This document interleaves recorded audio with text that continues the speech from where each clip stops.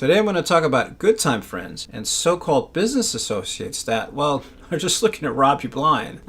They're trolling for your knowledge, experience, your contacts, and of course your money. And you can't forget that. And once they're done, you've never even existed. And they can be rather rude about dismissing you too.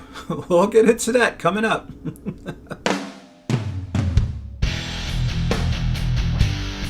Welcome to Hollywood Unapologetic. My name is Orlando Delbert. You like my shirt?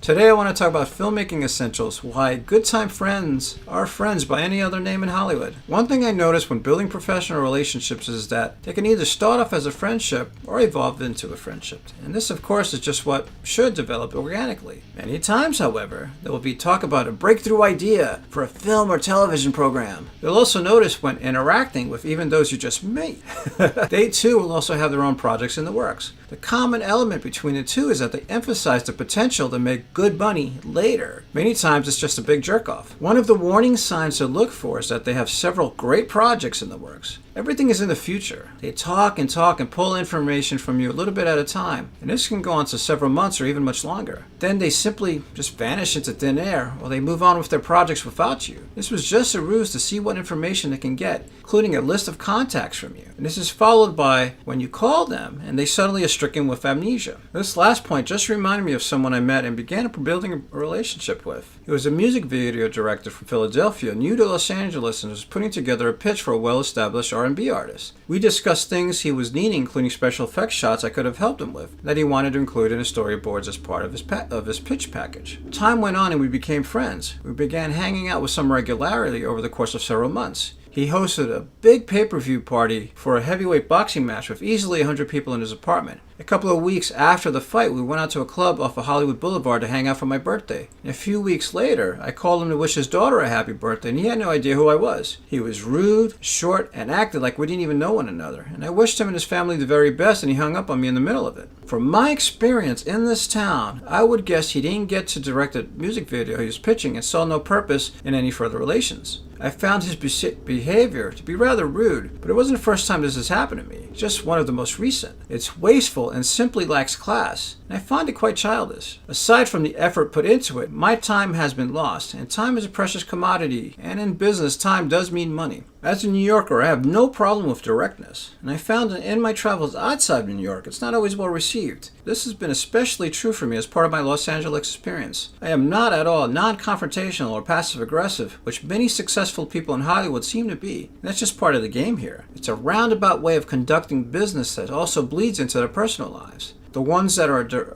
direct are often from New York or one of the surrounding states, and in many cases are in an influential position to either greenlight or fund the project. I bring this up simply as something to be mindful of in your travels here. You will see this kind of behavior quite often as your professional and personal relationships grow. You'll have to learn how to decipher who is forthcoming, who is wearing their game faces, and who is just simply full of shit. This is especially true as your status grows and the potential for someone else to make money off of your efforts grow as well. I met Lori at a birthday party thrown for me years ago at the House of Blues. She was there with her husband. Both of them were very nice people. We shared some mutual friends, which is how they ended up at my party. We all sat down together and started discussing a project she had created not long before. A year and a half earlier, Lori had been approached by a network which creates tons of original programming for television. This was a couple of years after she had approached them for an animated series she had written and developed. Lori was brought in as an executive producer, and they began production. I believe they had produced 6 completed episodes together when the network decided to pull the plug. 4 months or so later, she was at home watching television with her daughter. Much to her surprise, she saw her show on the air. Lori called her husband into the room and she began reciting the dialogue before the characters did. She was suddenly at a crossroads about what she needed to do. The network is part of a huge conglomerate made up of never-ending flow of resources and an unfathomably large legal team. She needed to make a choice, knowing she'd be more likely to walk on Mars and get a judgment in her favor. She just let it go. This is not a unique experience, and this is a practice that this particular media conglomerate has repeated over and over. The brand has been built up over the course of decades, and one can even say they are part of Americana. Yet the foundation of their content creation base is experience is treated poorly within the organization and discarded like worn tissue paper. I bring this up for a couple of reasons. There's not a lot of loyalty in the entertainment industry, and people and companies are just looking to make money and don't care. They have to stand on your face, your talents, or your wallet to do so. People will shake your hand, smile, and lie to your face as money and opportunity is stripped away from you. They will even let you know they are doing it much of the time. And this is an experience you will encounter over and over again. You have to pick your friends and your battles wisely.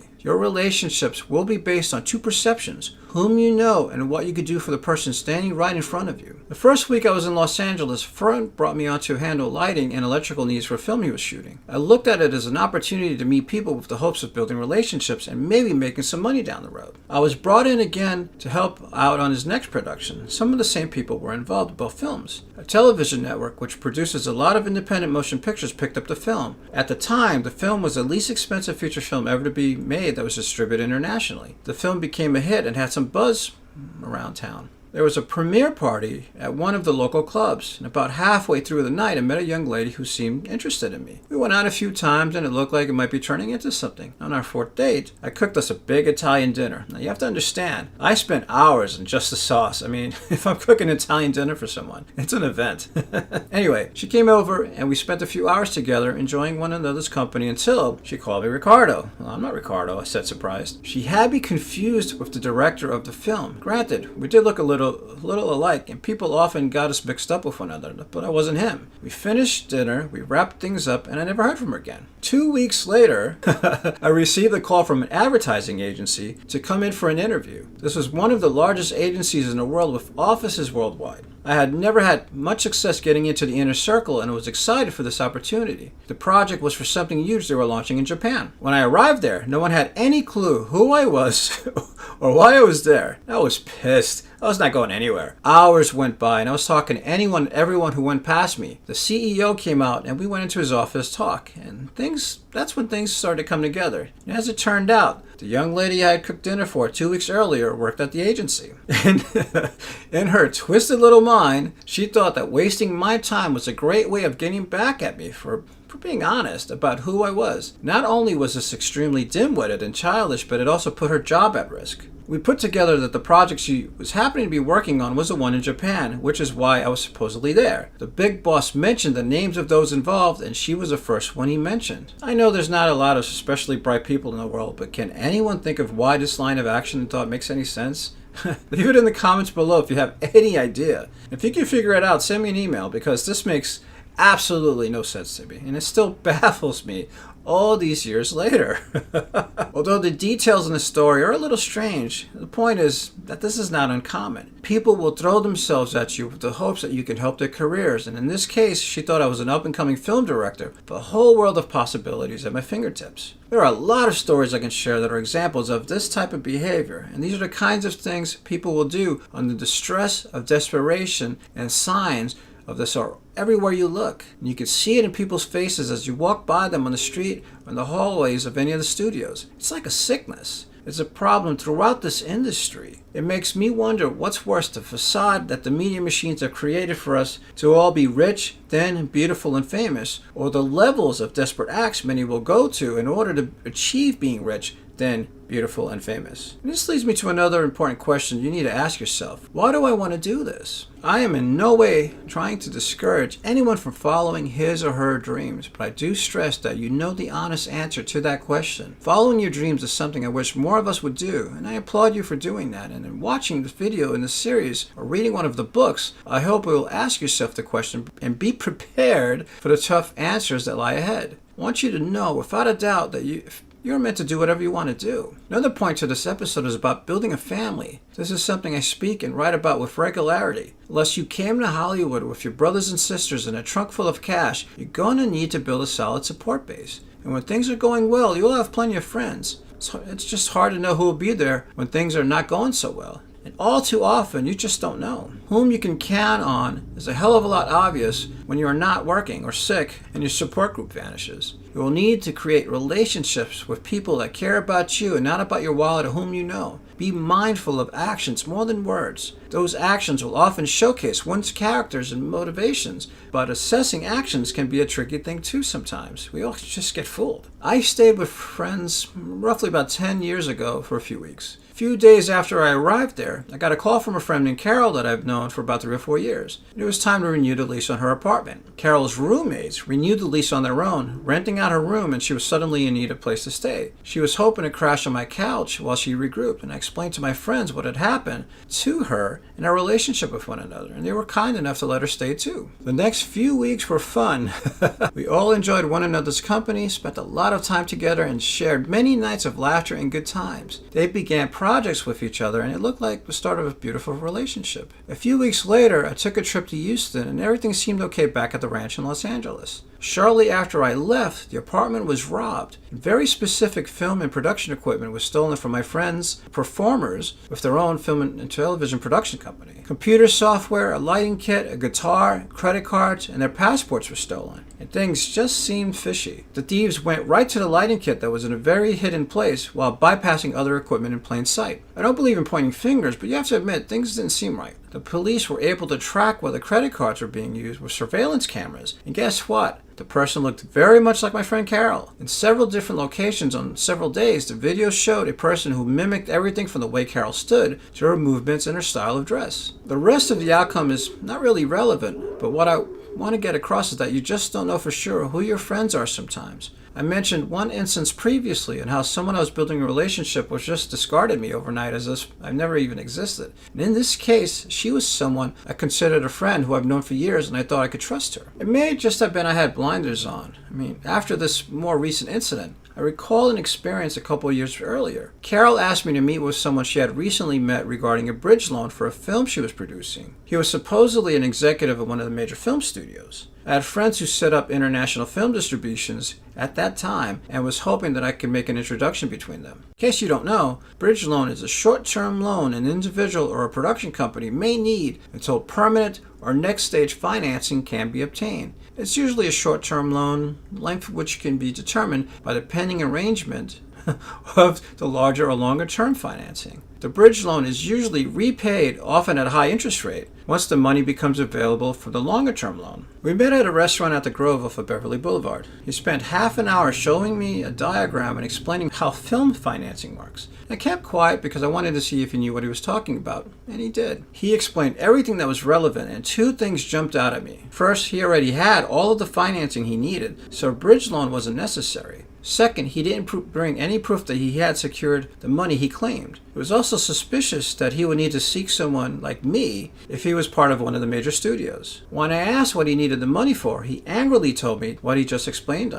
how he just explained it. And on his flow chart, I showed him where the money already was, its usage, and even the estimated expenditures according to his explanation. He became increasingly angry when I asked him to show me a letter from the bank that gave proof of the amounts he supposedly had, but he refused. I explained to him that for me to go any further, I would need to be shown a letter from the bank stating that he had the money in escrow, which meant I could call the bank manager to confirm. He stormed out of the meeting.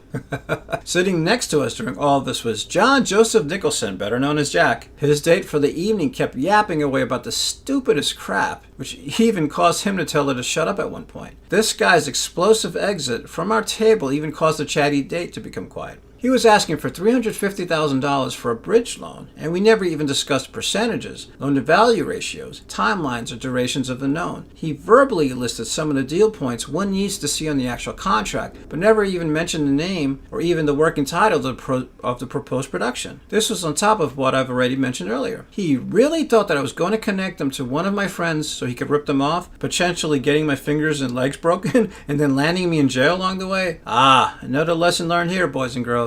Be mindful of your associations. Having the wrong people around you can get you in a lot of trouble, and it can leave you broke, in jail, or far worse. Bad associations can also be interpreted as a bad reflection on you and leave you to deal with the negative consequences deserved by others. Watch for red flags. Does the opportunity seem too good to be true? If so, it probably is. Pay attention to new relationships with those who have breakthrough ideas. They're all set in the future. The ones that emphasize the potential to make good money many times are just a ruse to tap into your knowledge base and connections. Do everything you can to check potential partners out for commencing business with them. Look online and search for press releases or other information regarding them, any of the trade publications.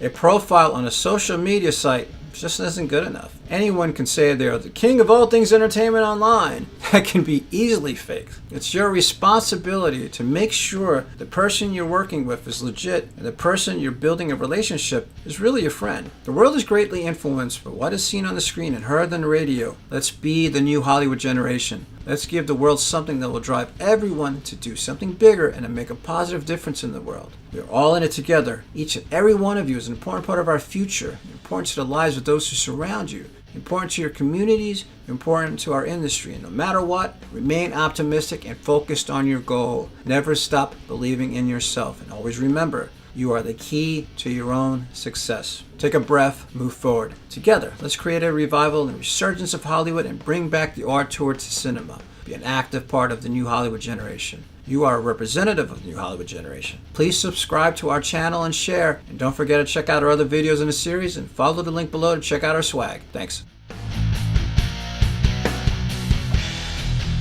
Join Hollywood Unapologetic in our quest to positively empower one another, to empower our industry in the true pursuit of our Hollywood dreams and in life. Hollywood Unapologetic is a continuation of the Pollyanna's Tear-Soaked Battlefields of Hollywood, a survival guide against the cynicism and the hypocritical series of books designed to help you better prepare for success. Together, we are the new Hollywood generation. Welcome to Hollywood Unapologetic.